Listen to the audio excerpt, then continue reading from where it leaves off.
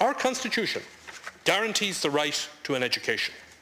Is it what they are worth to us and to the government? Needless to say, voucher schemes that depend on high levels of private consumption privilege a certain type of customer and in turn a certain type of school. As well as being inequitable, the chronic underfunding of schools' basic needs is extremely inefficient. Instead of being the teacher, human resources manager, innovator and leader that our schools need and deserve, principals are semi-permanent fundraisers.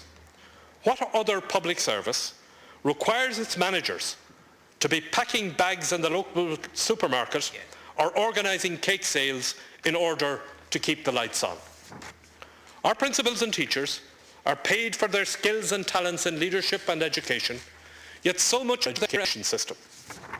It is not a privilege that can be doled out at the discretion of the minister and then used to justify the underfunding of basic necessities.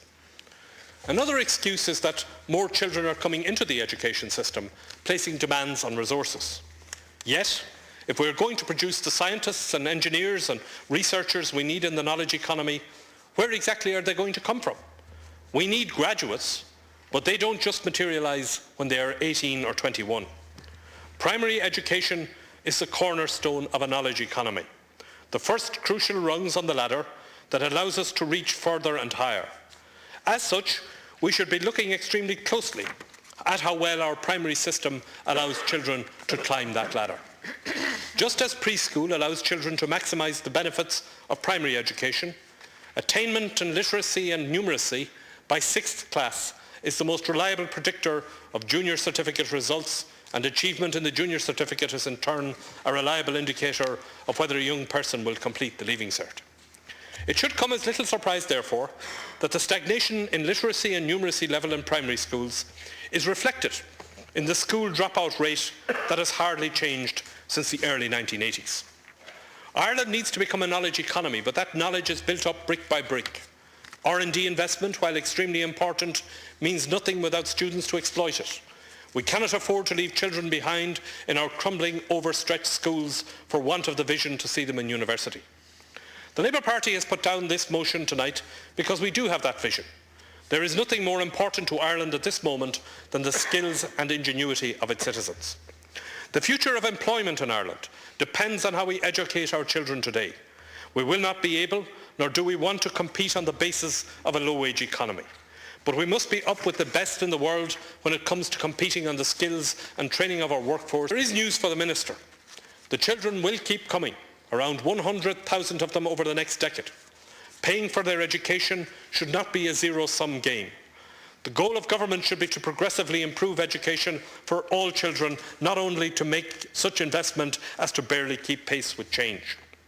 This is the mindset that has landed us with schools that are overcrowded as soon as they are built.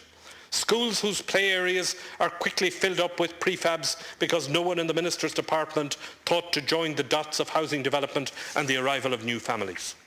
Let us not be under any illusions that it is economic to educate our children in temporary structures.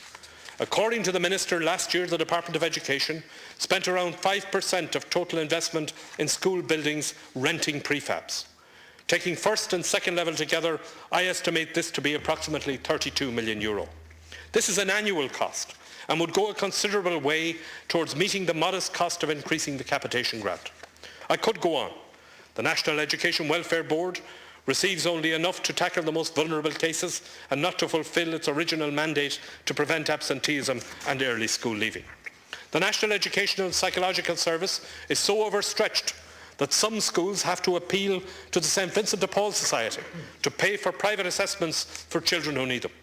Yes, this government is reaping what it has sown in the economy, and there is less money than there has been in recent past. There may even be trade-offs to be made if we are to make the kind of investment that will bring education to the level enjoyed by other EU member states.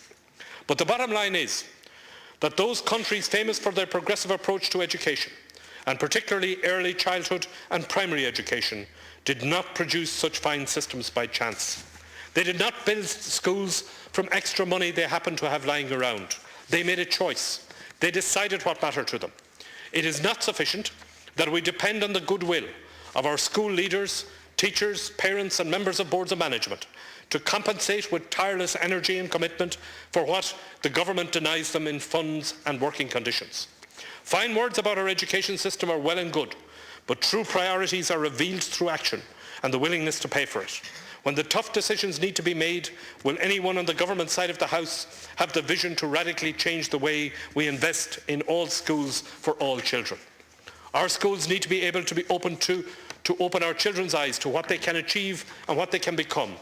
We need to see them, to see that we value them and that we are ambitious for them. And for that we need schools that reflect how important they are to the future of this country.